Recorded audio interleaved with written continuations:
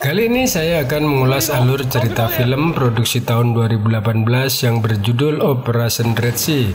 Sebuah film Mandarin yang disajikan sebagai hadiah untuk peringatan ke-90 berdirinya Tentara Pembebasan Rakyat Tiongkok. Film ini disutradarai oleh Dante Lam dan dibintangi oleh Zhang Yi, Wang Jingyu, Hai Qing, Du Jiang, dan Prince Mark. Sebuah film yang menceritakan tentang Satuan Tugas Khusus Angkatan Laut Cina yang melakukan operasi beresiko untuk mengevakuasi warga sipil di tengah perang saudara.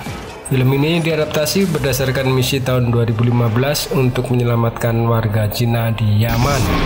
Selamat datang di KTPN Film dan selamat menyaksikan.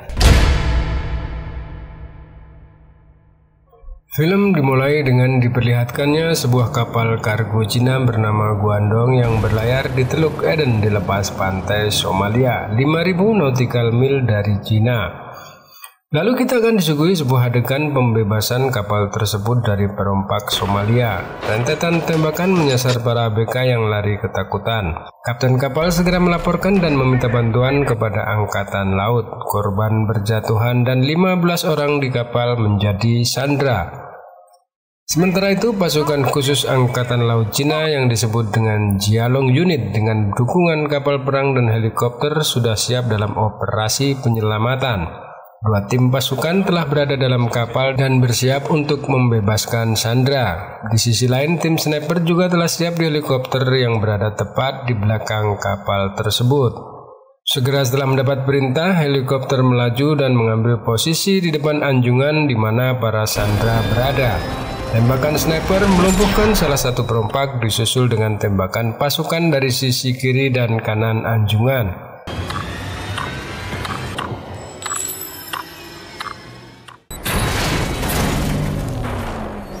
Ya, sebuah operasi yang sangat mudah bagi pasukan khusus tersebut. Namun salah satu perompak berhasil melarikan diri dengan speedboat. Tim yang berada di helikopter memutuskan untuk mengejarnya meskipun mereka mendekati perbatasan Somalia yang penuh dengan perompak. Dan benar saja 3 buah speedboat muncul entah dari mana. Dan tembak-menembak pun tak terhindarkan. Penembak jitu yang berada di helikopter bekerja sangat keras untuk menembak dengan sempurna. Hingga akhirnya mereka berhasil menghabisi salah satu perompak. Namun tembakan perompak berhasil melukai sniper tersebut dan memaksa helikopter untuk menjauh.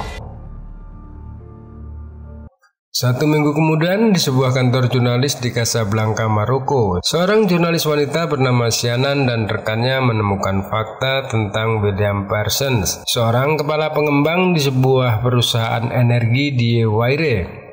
Pekerjaannya adalah menambang uranium serta menyelundupkan sebuah benda yang disebut dengan benda kuning.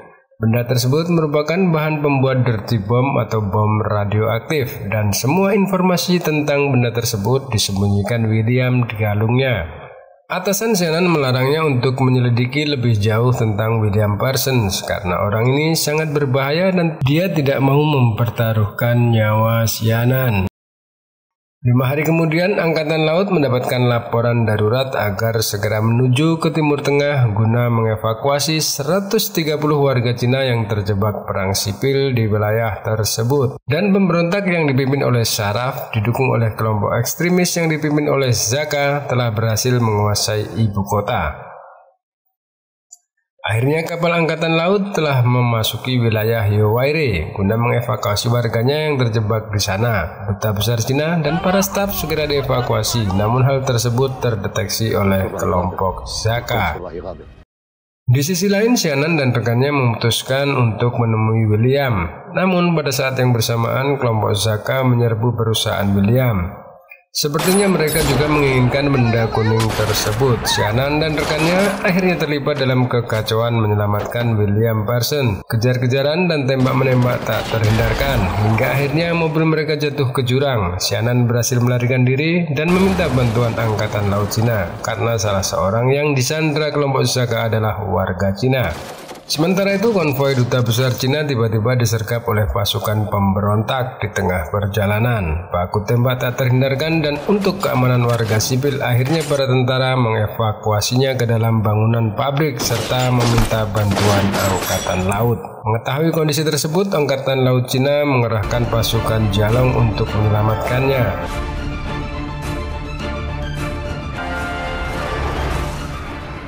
Suasana mencekam mengiringi konvoi pasukan Jalong ke lokasi penyelamatan. Setibanya di lokasi, pasukan penyelamat memutuskan memasuki pabrik melalui atap, didukung oleh sniper dan berbagai peralatan canggih yang mereka miliki. Namun kelompok pemberontak telah siap dengan kedatangan mereka. Situasi benar-benar kacau. Hujan peluru dan ledakan disertai dengan RPG yang berterbangan membuat suasana seperti sebuah medan perang.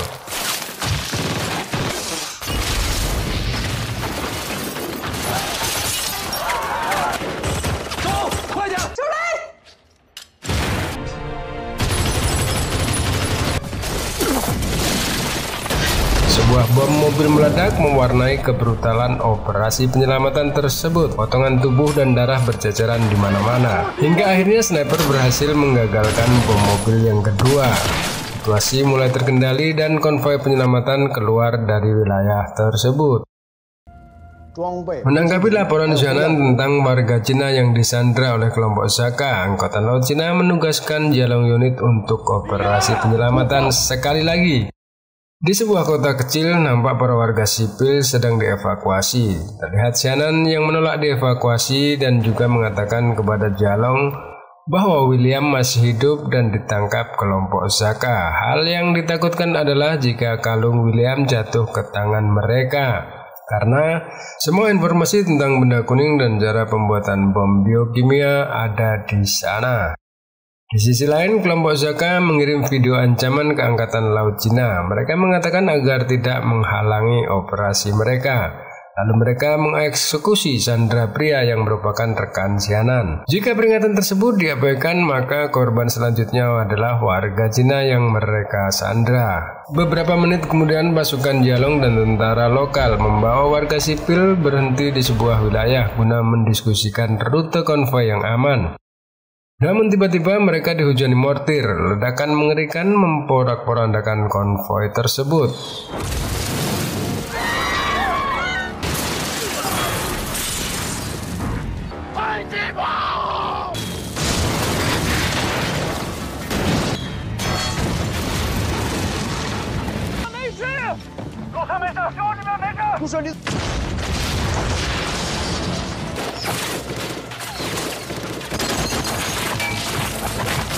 Bom dengan ukuran yang lebih besar terus jatuh di mana-mana. Semua orang panik menyelamatkan diri. Desingan peluru tanpa henti menghujani pasukan tersebut dari atas tebing, di mana kelompok Zaka dengan leluasa membombardir mereka tanpa henti.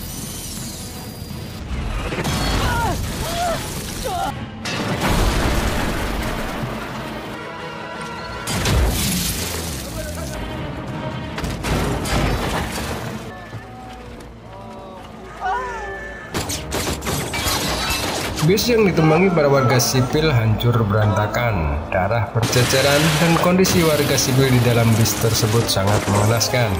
Ya, sebuah pembantaian adalah kata yang tepat untuk menggambarkan kondisi tersebut.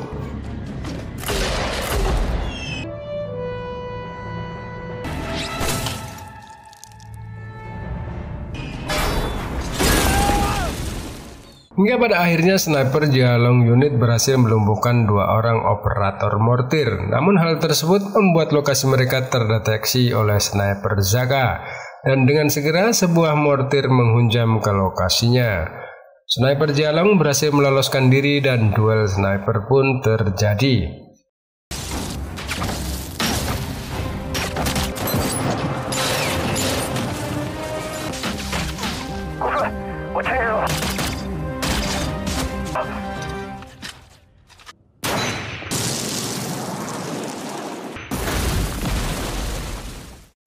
Setelah pertarungan sengit, akhirnya sebuah peluru berhasil melukai telinga sniper Zaka yang hendak melarikan diri.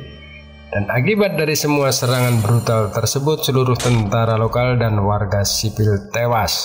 Xianan dan beberapa tentara yang berhasil selamat melanjutkan perjalanan menyelamatkan warga Cina yang disandra oleh kelompok Zhaka.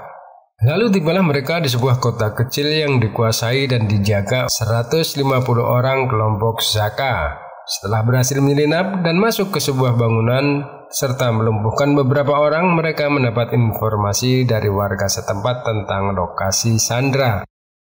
Disinilah Xianan menjadi marah, panik dan frustasi ketika mengetahui bahwa rekannya telah dieksekusi. Tak lama kemudian, mereka menyusun rencana. Mereka menyamar sebagai teroris dan salah satu dari mereka akan mengamankan komunikasi. Mereka berencana untuk menyelamatkan warga Cina sebagai prioritas. Di sini Xianan juga mengusulkan untuk bertukar posisi menjadi sandra. Di sisi lain, kelompok Zhaka datang menemui Dr. William yang mulai siuman dan mengatakan kepadanya bahwa dia tidak tahu apa-apa. Namun mereka tidak percaya begitu saja kepada William. Setelah mengalami penyiksaan, akhirnya Dr. William mengatakan di mana lokasi benda kuning tersebut disimpan. Sementara itu, prajurit yang ditugaskan memperbaiki antena di atas bukit terdeteksi oleh kelompok Zhaka. Mereka melihatnya dan segera melaporkan kepada pimpinan mereka. Pimpinan kelompok Zhaka pun memerintahkan Sayyid untuk mengeksekusi sandera Cina. Anak buah Zhaka segera datang ke camp dan membawa sandera Cina untuk dieksekusi. Xianan yang bertukar posisi dengan sandera Cina segera diseret ke lokasi eksekusi. Namun beberapa saat sebelum eksekusi, salah satu dari mereka menyadari penyamaran Xianan. Pada saat itulah sang kapten datang menyelamatkannya. Di saat yang bersamaan, pemimpin teroris memerintahkan anak buahnya untuk menyerang kapal angkatan laut Cina. Beberapa roket melesat menuju kapal tersebut, namun serangan dapat dipatahkan seluruhnya. Sebagai balasan, satu buah peluru meriam dari kapal angkatan laut berhasil menghancurkan sumber serangan tersebut. Perjalanan pasukan yang bertugas mengevakuasi sandera Cina terhenti ketika ban mobil yang mereka tumpangi bocor. Hal tersebut menyebabkan kecurigaan kelompok Zhaka di area tersebut. Pertempuran pun tak dapat terhindari lagi.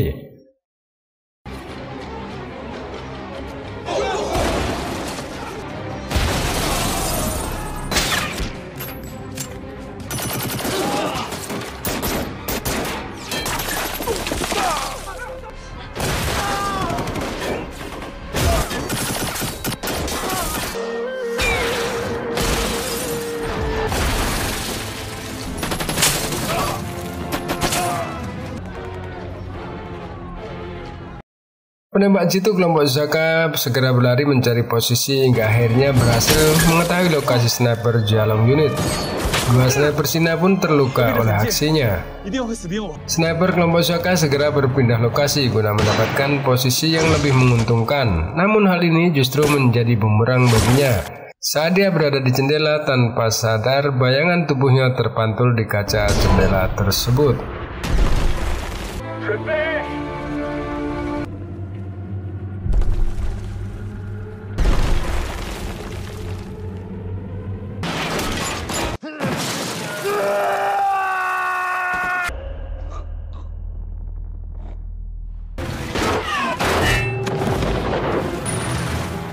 Setelah melalui pertempuran brutal yang tidak seimbang, akhirnya sandera berhasil dievakuasi. Namun hal tersebut harus dibayar mahal dengan gugurnya dua anggota pasukan Jalong.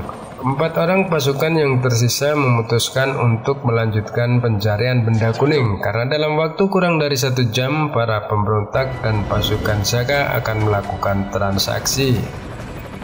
Mereka segera menuju lokasi transaksi dengan menggunakan helikopter. Setibanya di sana, tim sniper segera mencari lokasi strategis, sementara 2 lainnya bertugas untuk menyergap. Terlihat saya dan pimpinan pemberontak bertemu di lokasi tersebut. Namun tiba-tiba saja dia mendapat telepon yang mengatakan bahwa mereka harus membunuh para pemberontak karena mereka berkhianat. Pasukan pemberontak pun diberondong tembakan hingga mereka semua tewas di tempat, tak terkecuali pasukan yang menjaga pesawat kargo pun bernasib sama.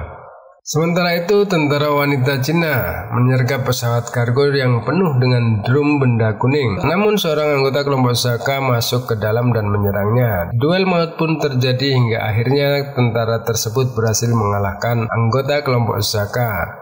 Namun naas dia malah tertangkap oleh anggota kelompok Zhaka yang lainnya. Sang kapten akhirnya berhasil menangkap Sayed dan menghabisi beberapa anak buahnya di lokasi transaksi tersebut, serta bergegas membawa Sayed ke lokasi pesawat kargo. Terlihat 4 buah mobil pasukan Zaka mengejar kendaraan yang ditumpangi sang kapten. Melihat hal tersebut, sang sniper yang berada di menara segera membantu kapten dengan melumpuhkan mobil yang mengejarnya. Tapi tiba-tiba sebuah helikopter muncul dan memberondong lokasi sniper dengan kaliber 30 dan berhasil melukai salah satu sniper di menara tersebut. Perjalanan sang kapten pun terhenti ketika helikopter itu berbalik arah dan memberondong bagian mesin kendaraan yang ditumpanginya hingga terhenti. Beberapa pasukan turun dari helikopter dan memaksa sang kapten untuk menyerahkan Sayed, atau jika tidak, maka Tongli, sang prajurit wanita yang tertangkap, akan ditembak mati oleh kelompok Zaka. Salah satu penembak jitu yang berada di menara segera mengarahkan bidikannya pada anggota kelompok Zaka yang menyandera Tongli.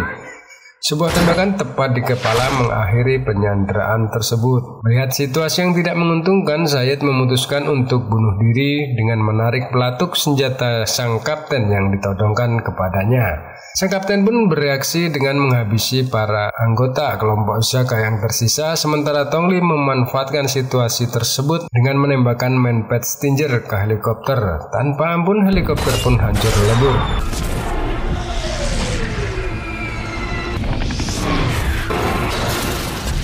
Kapten segera mengambil kalung milik Dr. William dan kabur bersama pasukannya menggunakan pesawat kargo yang berisi benda kuning, bahan pembuat bom radioaktif.